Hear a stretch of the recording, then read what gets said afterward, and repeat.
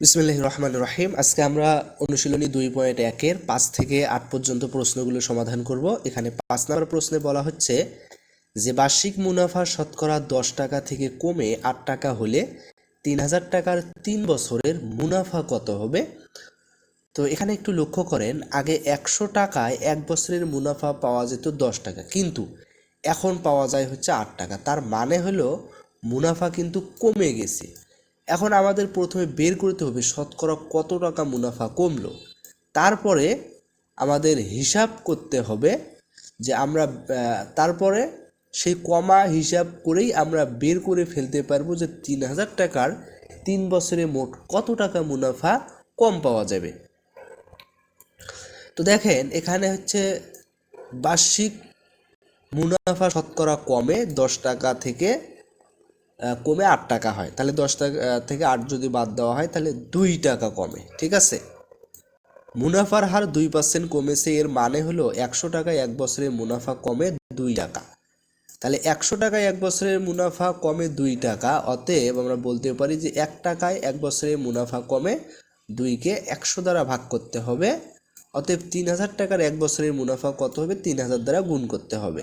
তাহলে 3000 টাকা 3 বছরের মুনাফা আরও কি হবে? তখন আবার 3 দ্বারা গুণ করতে হবে। তাহলে এখানে দেখেন 3000কে 100 দিয়ে আমরা ভাগ করলে পাই হচ্ছে 30। তাহলে আমরা যদি এখন সবগুলো গুণ করি তাহলে 180 টাকা পাওয়া যায়। তাহলে আমরা বলতে পারি 3000 টাকা 3 বছরের মুনাফা কম হবে 180 টাকা। 6 নম্বর প্রশ্নে বলা হচ্ছে যে বার্ষিক শতকরা মুনাফা কত হলে 13,000 টাকার 5 বছরে মুনাফা আসলে 18,850 টাকা হবে।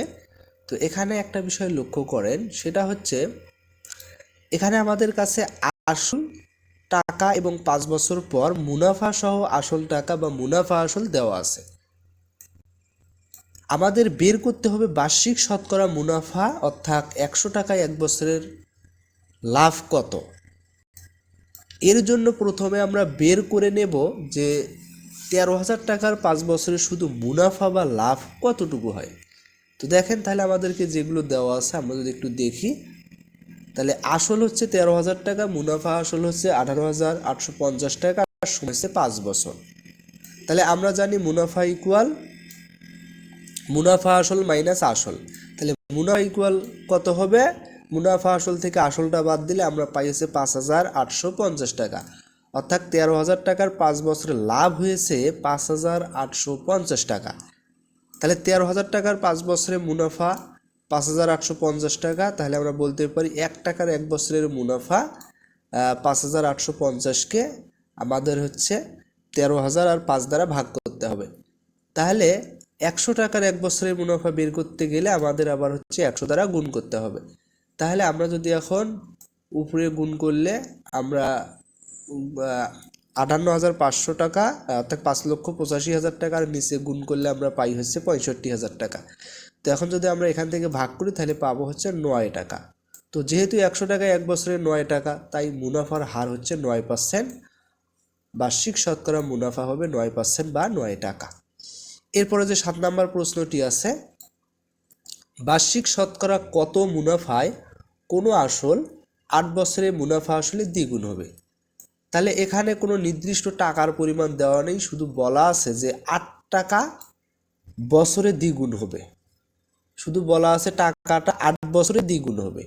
ঠিক আছে, তো আমরা হিসাবের সুবিধার জন্য ধরে নেব যে আমাদের কাছে আসল হচ্ছে কত টাকা? 100 টাকা।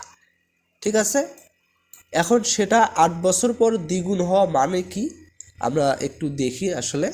তাহলে ধরি আসল হচ্ছে 100 টাকা, তাহলে 8 বছর পর মুনাফা আসলে দ্বিগুণ হলে তাহলে কত হবে? মুনাফা আসল কত হবে? আসলকে 2 দ্বারা গুণ করতে হবে, তাহলে হবে 200 টাকা। তাহলে 8 বছরের শুধু মুনাফা কত হবে? আমরা তো মুনাফা আসল পাইলাম, মুনাফা কত হবে? তাহলে মুনাফা আসল থেকে আমরা যদি আসলটা বাদ দিই পাবো হচ্ছে 100 টাকা। তার মানে 100 টাকা ব্যাংকে রাখলে 8 বছরে আমরা আরও 100 টাকা লাভ পাবো।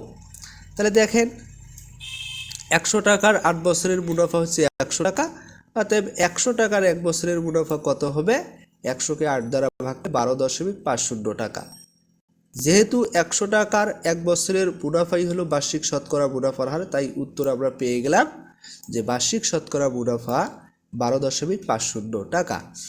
এখন যে 8 নম্বর প্রশ্নটি আছে, এখানে বলা হচ্ছে যে 6,500 টাকা যে হার মুনাফায় 4 বছরে মুনাফা আসলে 8,840 টাকা হয়, ওই একই হার মুনাফায় কত টাকা 4 বছরে মুনাফা আসলে 10,200 টাকা হবে।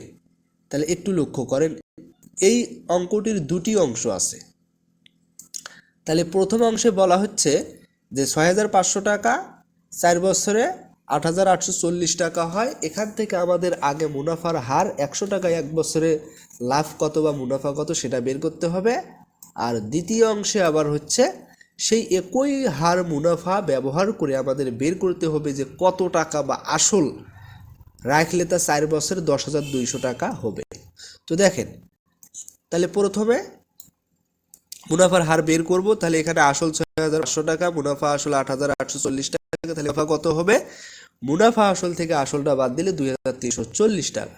তাহলে আমরা যদি ঐকিক নিয়মের সাহায্যে একটু সাজাই যে 6,500 টাকা 4 বছরের মুনাফা 2,340 টাকা, তাহলে 1 টাকার এক বছরের মুনাফা কত হবে? 6,500 আর 4 দ্বারা 2,340কে ভাগ করতে হবে। তাহলে এখন যদি আমরা 100 টাকায় বের করতে যাই, তাহলে 100 দ্বারা গুণ করতে হবে। তাহলে লব লব গুণ করলে হয় 23,400, 2,34,000, আর হর যেগুলো আছে 6,500 আর 4 গুণ করলে হবে 26,000 টাকা। তো 2,34,000কে 26,000 দ্বারা ভাগ করলে আমরা পাবো হচ্ছে 9% বা 9 টাকা। এখন হচ্ছে দ্বিতীয় অংশ। তাহলে আমরা জানি যে মুনাফার হার 9%। তাহলে সময় আগের মতোই 4 বছর আছে, মুনাফার হার 9%, এর অর্থ হলে 100 টাকায় এক বছরের মুনাফা 9 টাকা। তাহলে 4 বছরে মুনাফা কত হবে? 4 নং 36 টাকা। এখন মুনাফা আসল কত হবে? তাহলে 100 যোগ 36 সমান সমান হচ্ছে 136 টাকা। তাহলে আমাদের আসল টাকা বের করতে হবে, তাই ঐকিক নিয়মে আমরা উল্টোভাবে একটু সাজাবো। সেটা হচ্ছে মুনাফা আসল 136 টাকা হলে আসল হচ্ছে 100 টাকা, মুনাফা আসল 1 টাকা হলে আসল হবে 100কে 136 দ্বারা ভাগ করতে হবে। অতএব মুনাফা আসল 10,200 টাকা হলে আসল কত হবে? দেখেন, আমরা যদি একটু ক্যালকুলেশন করি, তাহলে 10,200 দ্বারা যদি আমরা গুণ করি, তাহলে সেক্ষেত্রে আমরা উপরে পাই হচ্ছে একক, দশক, শতক, হাজার, অযুত, লক্ষ, নিযুত, 10,20,000। তো 10,20,000কে 136 দ্বারা যদি আমরা ভাগ করি, তাহলে আমরা পাবো হচ্ছে 7,500 টাকা। তাহলে আমরা বলতেই পারি যে 7,500 টাকা ওই একই হারে মুনাফায় 4 বছরে মুনাফা আসলে 10,200 টাকা হয়। ঠিক আছে? তো আশা করি তোমরা অবশ্যই বুঝতে পেরেছো প্রশ্নগুলো। কোথাও কোনো সমস্যা হলে অবশ্যই কমেন্টে জানাইতে পারো। পরবর্তী ভিডিওর আমন্ত্রণ জানিয়ে এখানেই শেষ করছি। সবাইকে ধন্যবাদ।